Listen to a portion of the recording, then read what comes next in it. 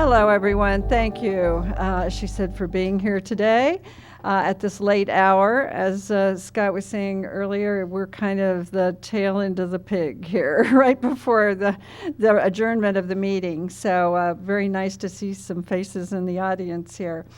I'm Dr. Linda Redford. I am the director of our Geriatric Education Center at the University of Kansas Medical Center, and we are helping sponsor this program. One of our main focuses within our Geriatric Education Center is on correctional health care, on corrections, in looking at the aging of the prison population and hospice palliative care within the prison population.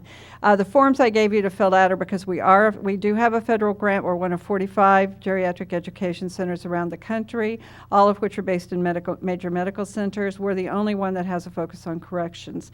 So we're very proud of that, so we like to show that people do come to our programs from corrections, that we're really working in corrections. Today I have the pleasure of having with me Chaplain Scott Jamison and Dr. Paul Alexander, who are from D Very Special Needs Facility here in Nashville. We had the pleasure of doing training with their staff back about 5 months ago now?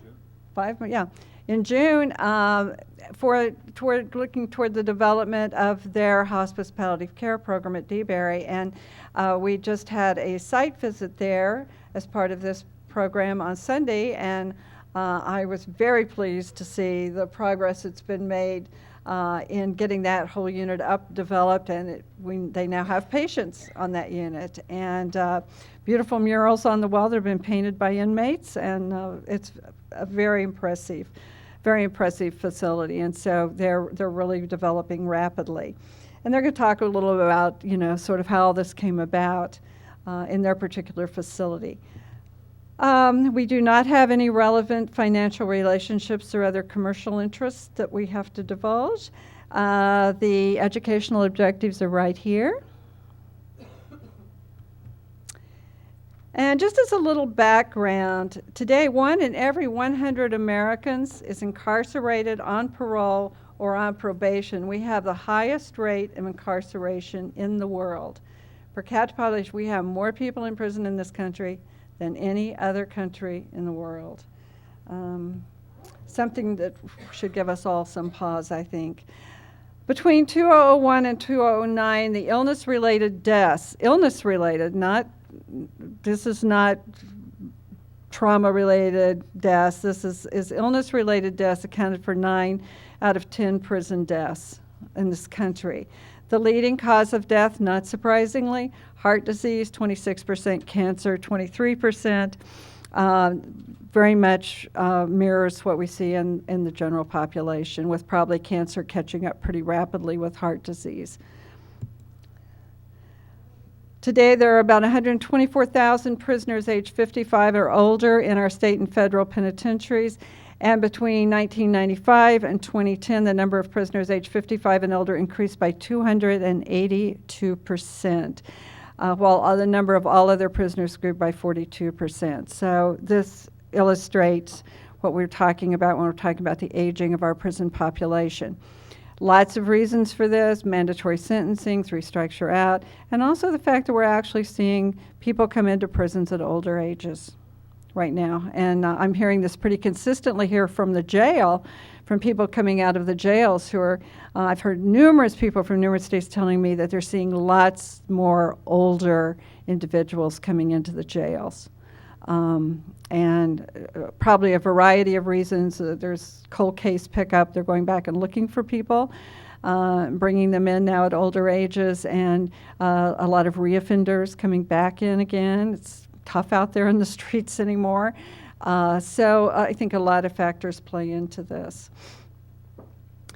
And between 2007 and 2010, the number of sentenced state and federal prisoners aged 65 or older grew by 94 times the rate of the overall prison population. So even, it's not just the 55 plus, it's a 65 plus group too. So we're seeing it kind of all along the spectrum growing. And so the changing in our prison population really necessitates hospice, because we see more and more people coming in who are not likely to get out before they die. They are not likely to get out either because they've come in at 50 years and have a mandatory sentence of at least 20 years or 25 or 30 years, and the likelihood of living that long isn't always great. They come in even at older ages, and then we have those who are in prison and are not going to be getting out very readily. We are working certainly towards things like compassionate release, medical parole, things like that, but as we've talked about in our 2 previous sessions, we're not being terribly successful at that. We've got some models out there that we may be seeing really begin to explode that allow us to get more people out of the prison walls as they age and as they near death, but at this point in time, we're not seeing that happen in a dramatic number of cases by any means anywhere that we've talked to people. This was a quote from the Journal of the American Medical Association in 2007. It says, correctional and community physicians can relieve the pain and the anguish of those inmates dying in prison who have paid for their crimes with their loss of freedom and who should not have to have a painful or poorly managed death as part of their sentence. And this is really what drives a lot of our palliative care hospice programs within the prisons. There is no reason that people should die in pain or that they should die with horrible symptoms that are not controlled. Just briefly, hospice versus palliative care, these terms are getting intermeshed more and more in certainly the community, but we're really talking about, with palliative care, a continuum of care. With hospice, we're talking about fairly discrete programs. The reason that hospice has actually been broken out is because in the free world, it's reimbursable. And palliative care is not reimbursable in the free world, not under Medicare, not under our usual systems of reimbursement. So hospice care is really designed to give supportive care to those individuals in the final phase of a terminal illness with a focus on comfort and quality of life rather than cure. So this means typically that people have said they no longer want to be on an active road towards curative care. And that usually is a piece of being a requirement for being accepted for hospice programs. And that we can say, it used to be, well, I think the wording used to be that they would have no more than 6 months to live. Well, what we found out is everybody sort of lived over 6 months sometimes when they'd been put on hospice. And actually, we know that people actually live longer on hospice sometimes than they do if they don't get hospice. So it was kind of one of those ironies. So now the typical wording is that I would not be surprised if this person died within 6 months. That's typically the wording that is used. The term palliative care really refers to any care that alleviates symptoms, whether or not there's hope for cure or not. So this really begins very back at the start of somebody maybe having a chronic illness, an illness that may ultimately be terminal, but it could be years before they die, but that they have symptoms that need to be managed. Even if they're on a curative route, they may be getting chemotherapy, they may be getting surgery, they may be getting all these things, but we still have to start really managing their symptoms. And if we know that they're on a road that they may not be cured, then we really have to stop thinking towards those other kinds of things that become part of a hospice team or part of an end-of-life care team that could be useful to them. And some of it is just, helping people with advanced planning, helping people make, decisions about, what they want to put in their wills, helping people think about whether they want to have advanced directives or not, and the advantages of having advanced directives, where they still can keep control. And inmates in most states can have advanced directives. And they need to also be informed of the idea in a positive way of it giving them power over their own decision making. The emergence of palliative care, interestingly enough, has been relatively recent in this country. It didn't really begin until the 1980s and gained momentum through the 1990s. And the focus is on symptom management regardless of where the person is in the disease or dying process. The history of hospice is a little bit different. It actually started in the United States in 1974 was the first hospice. Actually, it was the dean of the School of Nursing at Yale University that went over to Great Britain, saw their hospice program over there, brought that idea back to the United States, and actually started the first hospice in the United States in New Haven, Connecticut in 1974. And the focus is on helping people experience a good death. The first hospice actually in prisons, a lot of people think because they've seen Serving Life or Angola that Angola was the first hospice in the country. It was not. It's a good hospice. It's a remarkable program. But the first hospice was actually at Springfield Federal Medical Center in Springfield, Missouri, and was started in 1987. And then in 2007, there was a study funded that tried to identify all the prison hospices around the country. And at that time, they identified about 75 prison hospices that were in existence at that time. Now, these were everything from prisons that maybe had one death a year and had a very small hospice team to ones that had numerous deaths a year and had a very active inpatient type hospice program where they actually had units designated for hospice and so forth. Today, we really don't know how many prison hospices there are. We have not done any more studies on it. I think it'd be really interesting to do more studies. I know that a lot have developed even in the 7 or 8 years we've been doing this. So we've seen a lot of hospices develop. We know that some have gone by the wayside, also depending upon the politics within states and so forth. But I think it's a growing, it's definitely a growing type of program in our prison systems. And so I'm now going to turn it over to our other speakers. I regret I'm going to have to leave a little bit early, so I'm probably going to collect your yellow sheets from you pretty soon. I have a plane to catch because I have to be back for another conference in Kansas City tomorrow. But I want to thank you all for being here. Really appreciate it, and I know I'm leaving it in very able hands here, so I'm going to move my stuff to the back so I don't have to give you away. Well, thank you, Linda. While you're getting ready to bail out, I want to add my welcome to all of you to be here in Nashville, and certainly to be here on such a late day when we're simply one line above the conference adjourn lines in the program.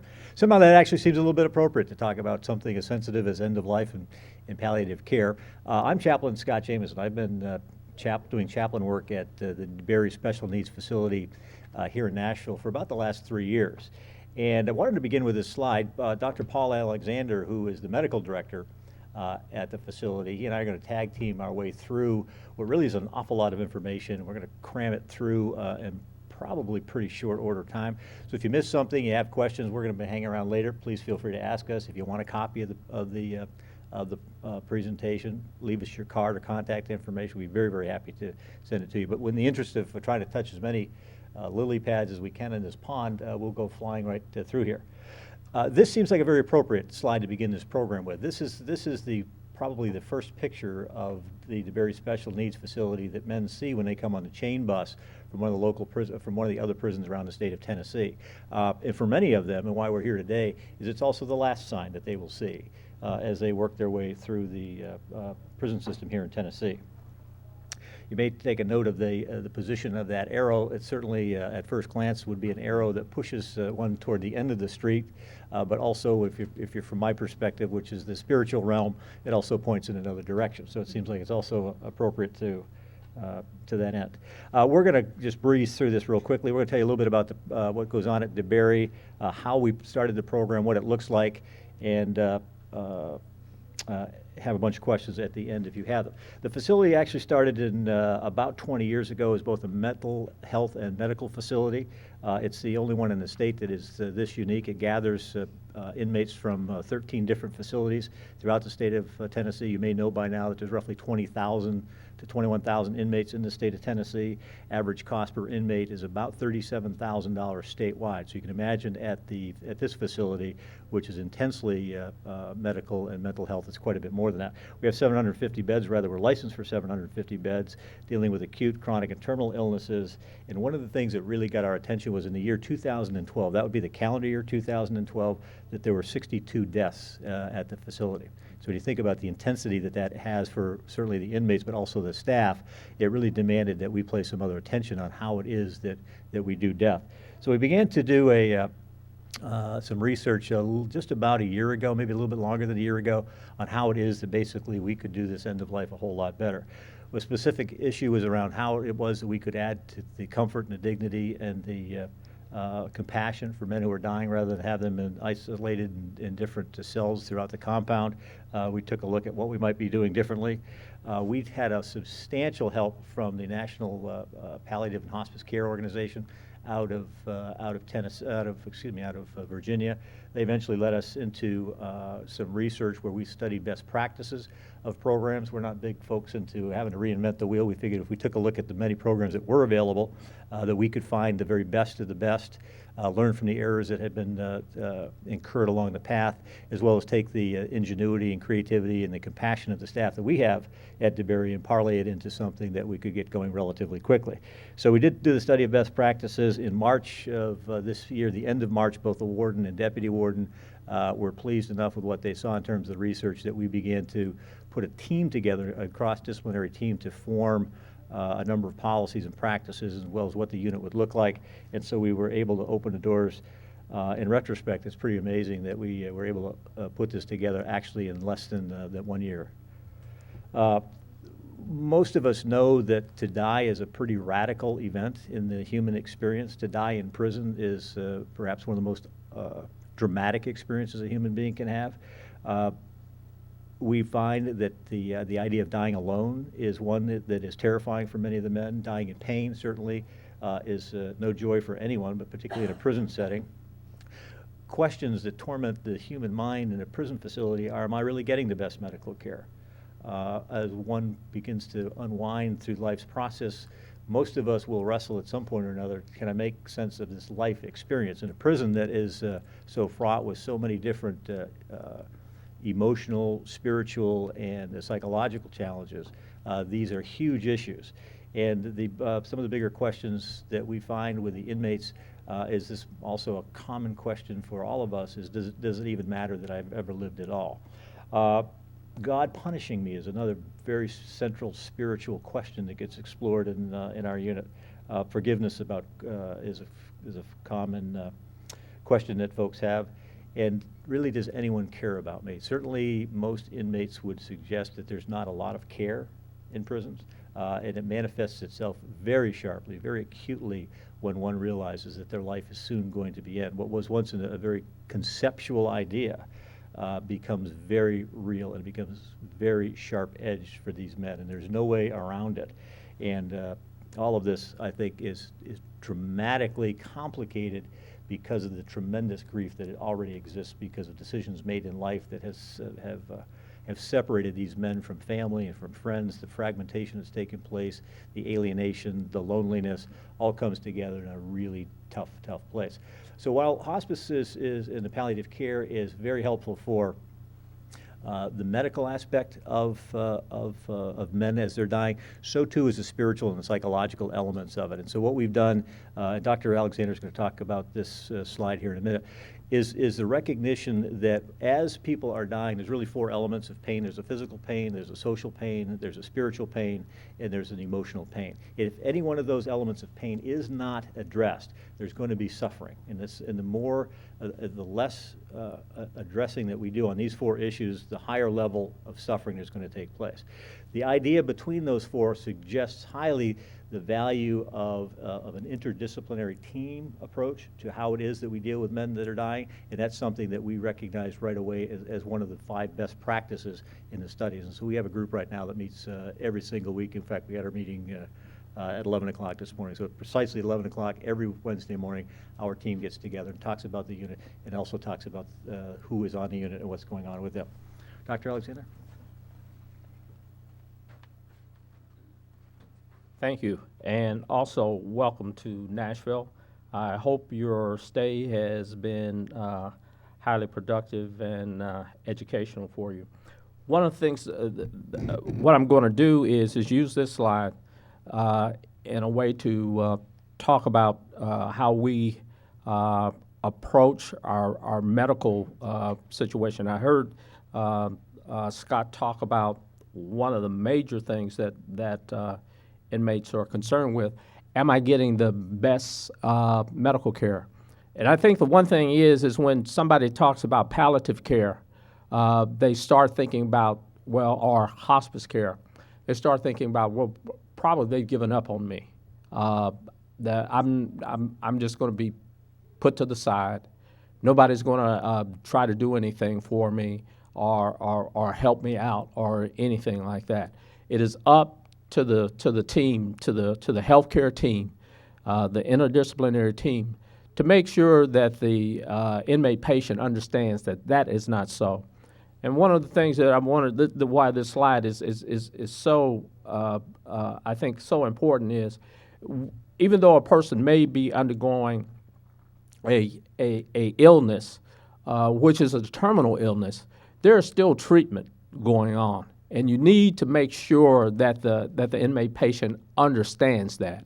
The treatment may be, depending on the situation, might be where we're looking at trying to do curative type treatment, or it could be a situation in trying to relieve pain. But also, we have palliative care going on. That is we're trying to make sure that the person is comfortable, that we're managing all the side effects as far as their illness is concerned, and trying to make sure that their quality of life is just as good as can be in this dire time. So when you approach, one of the things and we'll talk to you a little bit later about is part of the things that we all try to ascertain with patients is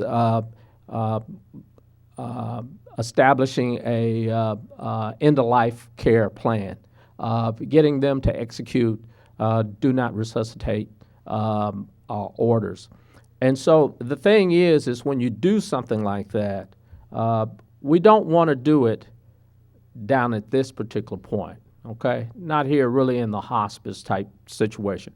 Really and truthfully, this should be done way in the beginning. Okay, so that's the one thing I want to make sure that everybody understands. And so by the time you reach this particular time, and as people are engaging the inmate as well as engaging family, you understand, and there are changing things that happen with an individual as far as their treatment and as far as their mental health needs, all the way to the situation where it is at the end of the time and death ensues, and then bereavement of friends and family. What we do at the DeBerry Special Needs Facility, and I want to, Scott is giving you a good overview of DeBerry Special Needs, but I'd like to sort of enlighten you a little bit more. Really and truthfully, the DeBerry Special Needs Facility is the only mental health medical referral facility for the entire criminal justice system for the whole state of Tennessee. I want you to understand. Let me just state that again. The DeBerry Special Needs Facility is the referral facility for the entire criminal justice system for the state of Tennessee. Now you say, well, how is this so? What happens is not only do we have our base population of 13 facilities, 13 state facilities, but also every county jail in the state of Tennessee, if they have a case where there's a medical issue with a particular individual that they cannot handle, what happens is that they will remain the courts will remand that person to the custody of the state of Tennessee, and as a result, that person comes into our population. So that's why we have what we have. just keeping with palliative care, and we have different illnesses that we utilize palliative care. End-stage liver disease. We have people who have dementia, end-stage lung disease. But the one thing that we've been finding at the DeBerry Special Needs Facility, and also I think in the Department of Corrections, is the increased cases of cancer that we are now seeing. Right now, we have at least 30 active cases of cancer on the compound in some form or stage of care, whether that is chemotherapy, radiation therapy, and or surgical type of approaches. The team concept that we have in the state of Tennessee is that we utilize various medical partners here for the expertise that they bring as far as our inmate population. As far as radiation therapy, we go to Summit Hospital for those kinds of needs. As far as chemotherapy, medical oncology, you go to Nashville General Hospital for those kinds of services, and also for the surgical services as well. So we're not only acting as a team inside the prison facility, but we have a community of people that are teammates as far as helping with patients, and also adding to their information base about their disease, their illness, also trying to make sure that their spirits are always intact. So it's a lot going on. And what I want to make sure that you understand is that you must have a team. I know sometimes it sounds politically correct that it's a team, but really and truthfully, you must have a team. There's no way you can have a successful palliative care operation in your department without a team. And when I'm talking about team members, I'm talking about our physicians, I'm talking about our mid-level providers, I'm talking about our nurses, I'm talking about our counselors, as well as our spiritual partners, our psychiatric social workers, our psychiatrists. All of those people are needed. And they're not just names on a chart. Just like Scott says, we sit down on a regular basis and go through each one of those particular individuals that we're talking about to see what kind of needs those particular individuals need and try to operate in a joint manner of providing those things.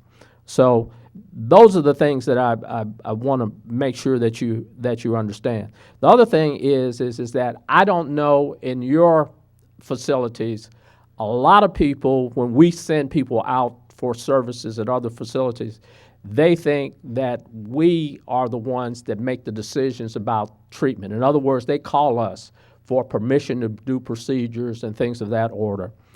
They need to understand, and that goes what Scott has said, they need to understand, and the patient needs to understand that they have a say-so about what's going to happen with them, what procedures they're going to have, what kind of treatment they're going to have, et cetera, et cetera. We are only the counselors for the patients. So when everybody needs to understand that, and therefore you have to make sure that you know who the emergency contacts are that for the patient. You need to make sure that they have executable documents in place, so you'll know just exactly at a particular time what the wishes of the patients are as far as how they're to be handled when they cannot say so for themselves.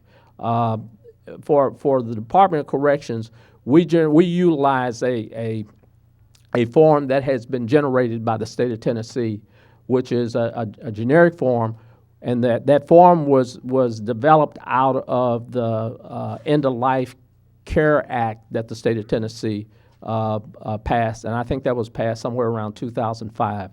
And that act is something that's applicable to every healthcare organization that sees patients throughout the state of Tennessee. So when that came out, that form just gave more credibility to what we do, that we're utilizing that form. And when we talk to the inmates about end-of-life issues and having them execute these forms, they understand that these are the same forms that people in the free world execute as well when they're in the same position as they are. We'll get to maybe take a few more questions, after the end of this, because I'd be interested to find out in your various communities, do you have that same kind of access to those same type of forms, or just what the state mandates are for those particular forms?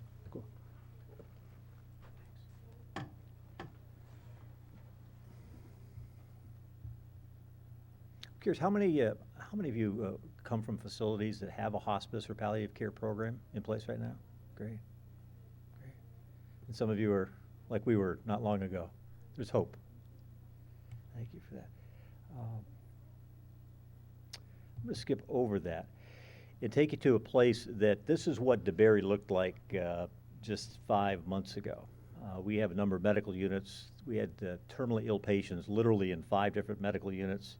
Each unit had different doctors, different nurses, different techs.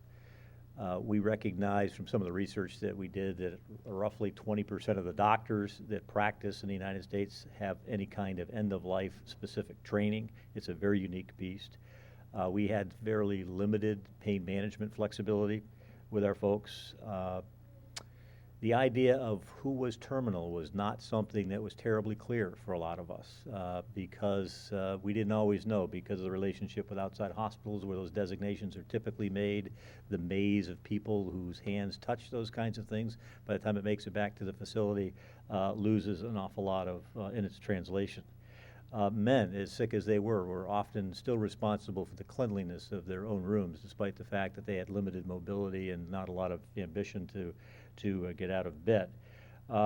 In the medical facility, in the health center, there were no snacks, no beverages, no commissary that would include any, no commissary around in food items at all. Most of the men were isolated in single rooms. They would come from a different facility in the state where their classification might have been minimum. Excuse me. They may have even been a trustee with a lot of flexibility, but once they come to the facility, they're locked down literally 23 hours a day. Their whole community life has changed very dramatically. So not only are they ill, but the emotional toll that the illness itself takes on just their ability to get around and to be in a community is radically altered. For many of the men, there's no way to get outside. They're on a second or third floor. There's no facilities that would allow them to leave the room and get some sunshine. Mental health had a limited amount of involvement with the men at that point. End-of-life visitations were normally restricted to just that. By the time someone was really, really sick, we'd get a hold of their family and they would come in. It's pretty difficult to do a lot of the spiritual work that needs to be done so late in the game. Not that it's any less important, but the capacities of the people to take on those assignments, huge as they are, was very, very limited. And the DNR discussions that Dr. Alexander talked about are really critical to this conversation. In fact, it even swims up a little bit further into advanced care directives so that we can just guide those conversations not only into DNRs, but actually into the more in-depth conversations around advanced care directives and what that might look like for people. We also found that, stunning though it may be, perhaps not to you all, that the emergency contact information was really, really poor. A lot of dead people, a lot of spouses who were just as happy to get a phone call about their spouse being terminally ill as they were as those what we did find that were very helpful in locating some families. So that's the way it looked just a few short months ago. Now what we've done is we've taken one of the units on the in the medical center. We have now 10 rooms, 16 beds. So if I'm doing the math right, there's 3 of those rooms that have double beds. 4 of those rooms, I guess, that have double beds. We've worked a deal where we can get commissary to these men now, so that once a week food products are delivered. Our dietitian is one of the other members of that interdisciplinary team that we were talking about, who is involved very much in what commissary is allowed. Certainly, there aren't a lot of restrictions, but to the extent that a commissary item may actually make a man more ill, we do draw the line there. We've raised some money most recently, so that probably in the next week or so, that every single room will have a TV that's the property of the state, as a way to keep minds focused on something other than their loneliness and their disease. Every man that's in the unit right now has a quilt that's been handmade by any number of different organizations, both here in Middle Tennessee as well as some up in southern Kentucky. Just last week, we finished painting murals. I think there are 2 rooms left to have murals painted on their walls. The entire hallways entering along this unit are painted with sort of Thomas Kincaid-like art, which has all been painted by the inmates. And the dramatic effect that the quilts and the murals have had on the men is really stunning. And we'll get to some of the other impacts that this program has had on not the men that are dying, but the men who aren't dying, because that's pretty profound also. The men now get outside a couple of times each day, wheeling out in wheelchairs if necessary, but they get out and enjoy some sunshine now. The rooms are cleaned by the Rockmen. We talked about the weekly meeting. We have a standard list of men who and their family who have bedside visit permissions. We're very flexible on those bedside visits, so to the extent that we need to, we deviate from the standard visitation policies. Pain management. It's a really interesting quote from the old textbook of palliative care medicine, that no man can come to terms with his God when every waking moment is taking up with pain or vomiting.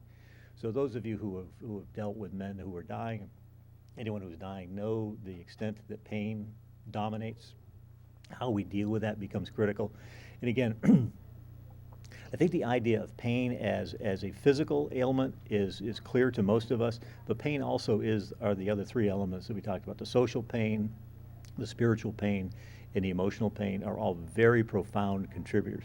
So to the extent that we're having helpful and healthy conversations with men about these other 3 issues, it's shocking to know that we can go into a room and talk with someone who is in deep physical pain, and for the next 20 minutes, by virtue of a conversation about what their spiritual beliefs are, what their relationships are like with their family, what their relationships are like with other men in the hallway, for 20 minutes or so, that man is not in pain. It's a fascinating concept about what truly constitutes pain.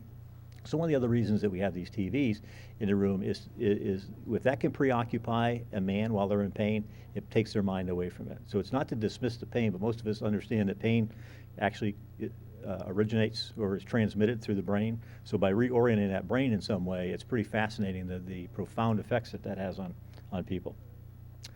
Well, that was fast.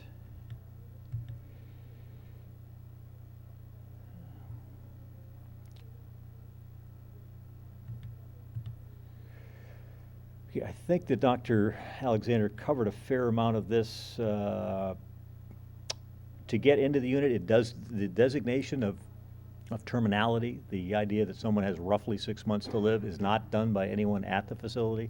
That all comes from our outside partners. That's an important criteria that we have. Once a patient comes onto the unit, we do a psychosocial evaluation. This is a brand new thing for us. At the same time, we're talking about advanced care directives. If those are not in place, that conversation has to be completed. An advanced care directive, there aren't a lot of rules that the men have to follow like a free world hospice, but in our program they have to have an advanced care directive. We want to know what it is that they're going on. They do not have to have a DNR, but we have to have the conversation with them. And that's just one of the disciplines that we've developed. Dr. A talked about the treatment plan that comes up. The chaplains visit at least once a week. By virtue of those conversations that we had right from the start, that emergency contact information is now updated automatically. We alert the family to what's going on. We talked again about the interdisciplinary team meetings. This is a really critical point. What our research really showed was how important this is. Those of you who have the programs really understand this. What became very clear is how easy it is to forget this, because it's all about the treatment stuff. To forget that is a real recipe for disaster. So from day one, we brought security in. They were very much a part of our weekly team meetings. It makes all the difference in the world. They buy into it. Some of the research we did found that these were the people that were the least in favor of the program. Getting them involved in it, they become huge fans of the program. I can't stress the importance of involving security enough. One other thing I don't know if we talked about is, again, unlike a free world hospice palliative care program, cessation of treatment is not a requirement. If men want to undergo continued curative treatment, we have several of them right now that they're going out regularly. We know it's a long game for them, but we're prepared to play that game because we can continue to do the kind of work. Yeah. One of the things we did additional to this at the Women's Program in California at Valley State Prison is we allowed their friends to visit from within the inmates Mhm. within the prison. Great. We had to get it checked out with custody, Mhm. but anybody that they had been friendly with or bonded with were allowed to come. Within the prison community? Yeah, great. Great. We've done that one time. That's I'd like to learn more about what you've done, how that's working, because I think that's an appropriate next step. I think when we look back at the expectations of the program, comfort, dignity, and compassion has been increased. We've given a lot more control to the patients and what the end of life looks like in an environment where they have so little control. At the end of life, however ironic that is, that's where they have the ability to exercise a great deal more control. Family reconciliations, it's stunning what has happened in many cases as we led up to this. He just left the room, but one of our people that we worked with sort of on some prototype programs on one of the floors in the medical center before we launched into this. We experimented with some different styles of how we got along with people, how we got to, from the chaplain's perspective, what relationships could look like with the staff and then the inmates, and then we group families in, and the reconciliations that are possible, I'm tempted to say highly likely, even in the most dire of circumstances, become very, very dramatic. Because when we have conversations with families, they tend to be on the lines of your so-and-so is terminally ill, and you just need to be aware of that. And what you want to do about that is really up to you, but you have to understand that forever is a really, really long time. If 2 years from now you decide you wish you had, that's somehow something that you need to just process right now.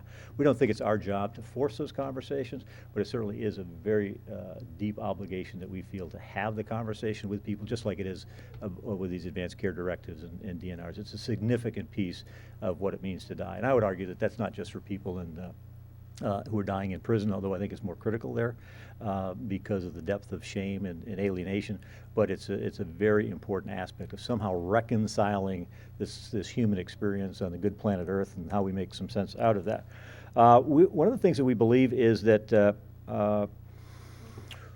whatever language you want to speak about a hospice program, we have certainly people that are not on our staff who are not fans of it at all, who believe that these men ought to die tough, lonely, dirty lives.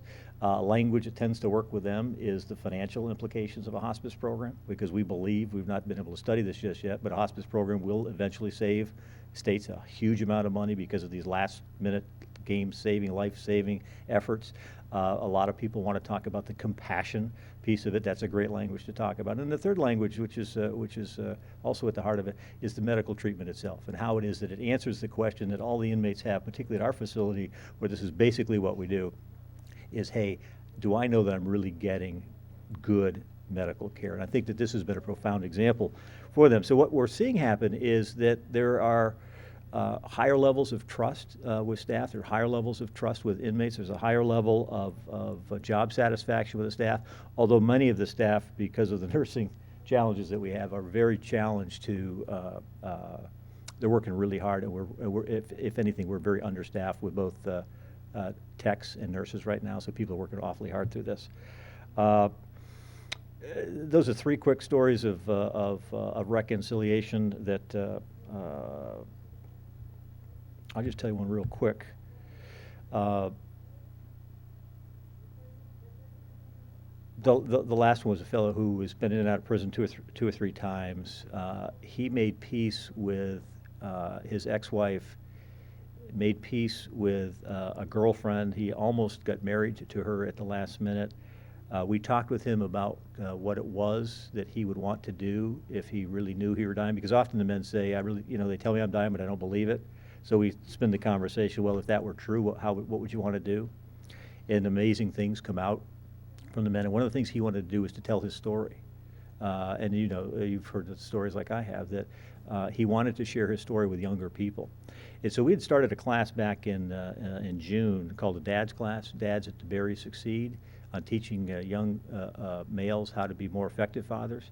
And he was coming to, Richard was coming to a class to tell his story and how alienated he had become from his children. And while he had reconciliations with several of members of his family, the key members of his family, namely his children, no matter how hard he worked, no matter how hard we worked on the chaplain's office to make that work, it never did happen. And so the poignancy of his story to these young dads was very, very profound. And so it worked really well for the dads who heard the story, but it also worked extremely well from Richard. He gave his testimony on a Monday. His girlfriend came for a visit on Wednesday, and on Monday morning he died. And so for a guy that had to die, he died, I think, about as well as he was going to die. And I think it was made very possible because of this program. Lessons that we've learned: no need to reinvent the wheel if you haven't done this already. Some great programs out there to follow. You got to have some champions inside the organization. At the very highest levels are good, but the people really on the ground who are doing the work, to have their passion there becomes critical. I just talked about the language, what I call the love languages, to mobilize people around economics, around religion, or about compassion and medical. Security, we've talked about. The interdisciplinary team meetings are critical.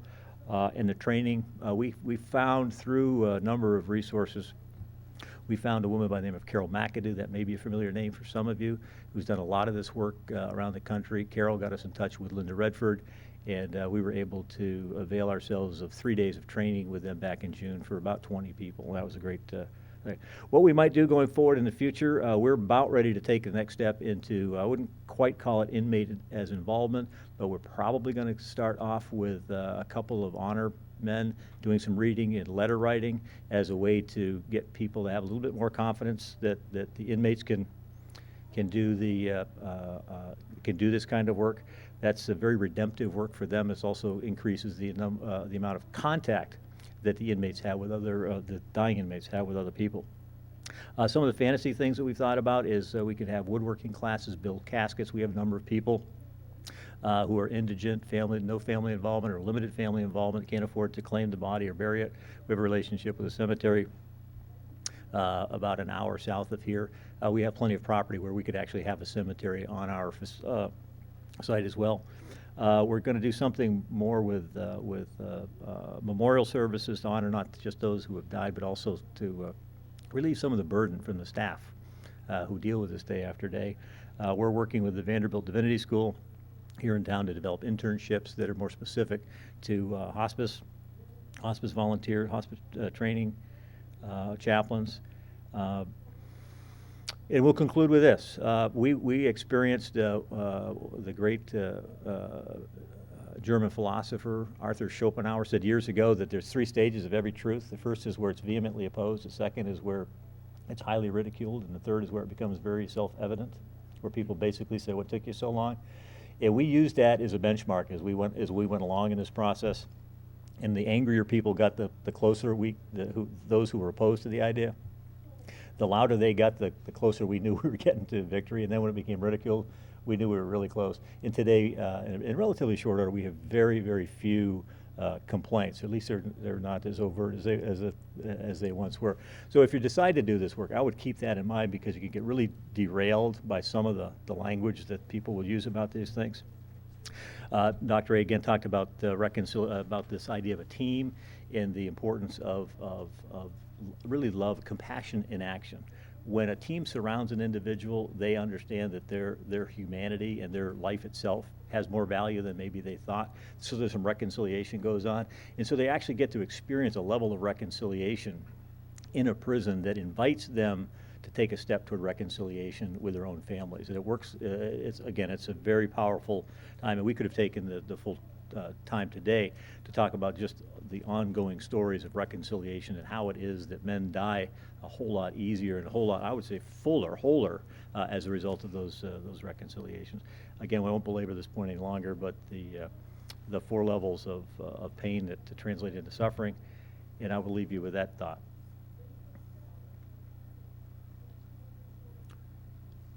Questions? Yeah. I was going to ask, you said you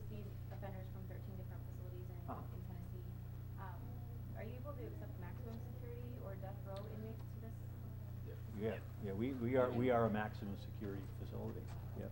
We have, and we've got a unique situation right now where we've got a safekeeper who is in a tough situation, and we can't bring him down to the unit right now because we don't have, with our max facility, we have to have two people go into that cell all the time, and we just don't have the people to do that.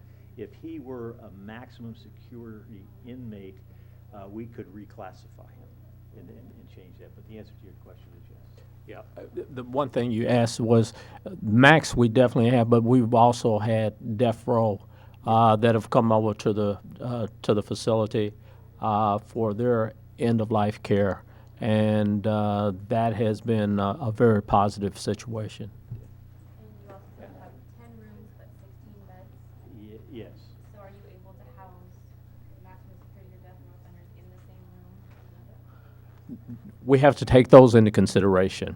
Some of those rooms are designated maximum rooms, and the one thing that we are trying to do is look at the availability of having people on that unit that are max, and possibly death row.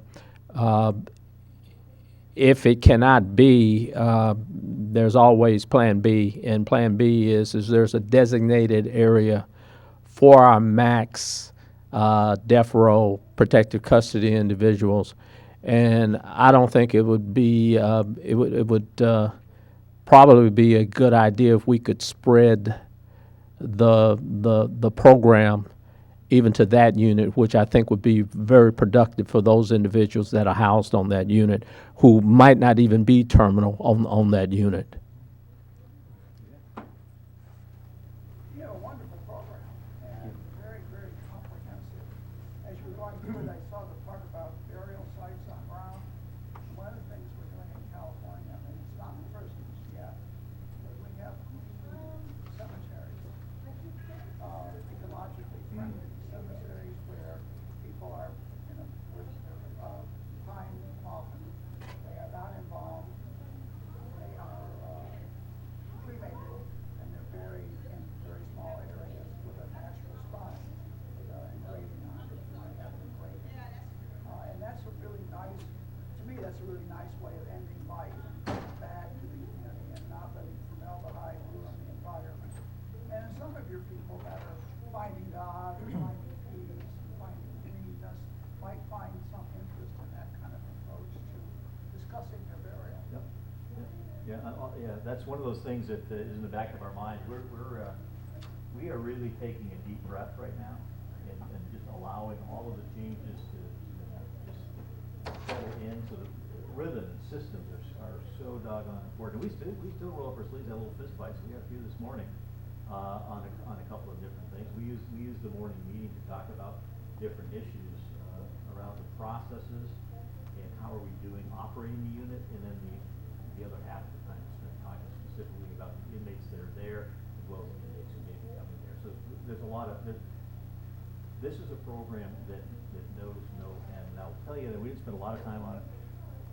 We believe that we can actually study behavior issues at the prison, write-ups, if you will, disciplinary, and we believe that we'll actually see them decline because the compassion that so many men feel is missing. Now they see it. Now they can't run away from it. The only thing we could do before was to talk about it, but now we're actually demonstrating.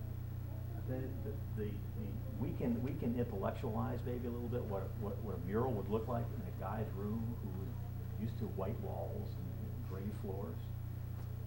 Paint a mural on a wall has been profound. And sometimes we watch how the light comes through the one window and hits the mural. You know, what it does to people is like, this is not complicated work. This is compassion. We talk to people that say, look, there's two sides of your job. There's a technical side of your job. You have absolutely no choice over the technical aspects of your job. You are obligated to do that piece. How you do that job is an option. And that's what we're looking for. We're trying to work as we heal, as we have to help men heal as they're dying. We believe that we're also helping the staff heal as they live. You had a question. Yeah, just a couple of comments. I developed a hospice program for the state of Florida. We're about 99% done with the one I'm developing in Missouri, and I'm just starting with Kansas. It's interesting. Your program is located in a single facility. I'm really torn on that idea of having a hospice program located in a single facility.